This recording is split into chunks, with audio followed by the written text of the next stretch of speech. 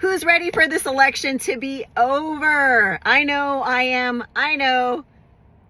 That's funny. I am. This guy is. Why are you ready, Nolan? Tell him why. I like watching YouTube, and there is way too many political ads. For both sides, right? Like, you're getting him for everybody. Yeah. Yes.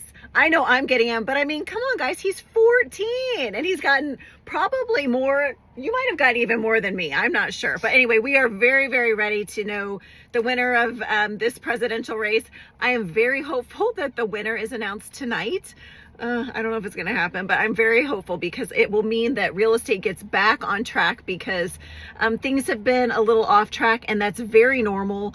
It's what we have seen every presidential election, and I've done this long enough now that, let's see, I haven't really thought about that. If I've done this 20 years and it's every 4 years, I guess 5 times now that I have dealt with the craziness of our market and what we're seeing. So anyway, historically speaking, it's going to be so good to see the market stabilize. Once we have a winner, we're going to see buyer confidence kind of get right back on there, right back on track. And I know everybody will be very, very happy about that. You know, during election years, home sales typically do take a dip, and we're seeing that if we look at our numbers here in, you know, the Atlanta area. They can dip up to 15% from October to November. I'm not saying that I've necessarily seen that kind of a drastic of a dip. That's more of a national number, but we've definitely seen a dip in home sales and pricing and all of those things. But the silver lining is that typically that market is going to bounce back quickly after a winner is announced. That's when buyer confidence will start coming back. So prices now are projected at, 2 to 5% in the next year to go up. And I do think, hi Nolan, I do think that we will see that happen quicker once we have a new winner announced. So there's that. Interest rates, as we know, a year ago they were at about 8%. They bounced all over, almost 8%, bounced all over the place. They're around 6% now. As soon as we get new policy in place, we'll start to see that stabilize as well, which is good. Again, buyer confidence, that's what we want.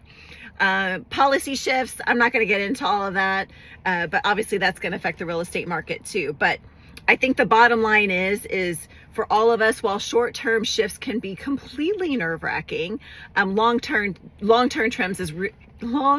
trends, that's hard to say, is really where it's at and what we're focusing on in what we do every day, which is selling houses, buying houses with our clients, and giving them good representation. Because again, it's in those long-term shifts. So, bear with it. Good luck to everybody. Grab your popcorn. I think it's going to be a really long night. Nolan, are you excited to watch it tonight? No. He's very excited, as you can tell. Why are you not excited? I don't know. We were just having a big conversation about the Electoral College, and what do you think about that, Nolan? Do you think that makes sense? No. No, he doesn't think it makes sense. What do you think? Should it be like electing, homecoming king and queen, the popular vote? Is that what you think? That's what he thinks. So there you go. Hearing it from our future. So anyway, guys, take care. If you're buying or selling, let's talk about how all of this can affect you. But regardless, if you called me and you were like, hey, can I put my home on the market tomorrow? I would say no. Wait until this chaos is done, and then let's get to it. So take care, y'all. Talk to you soon.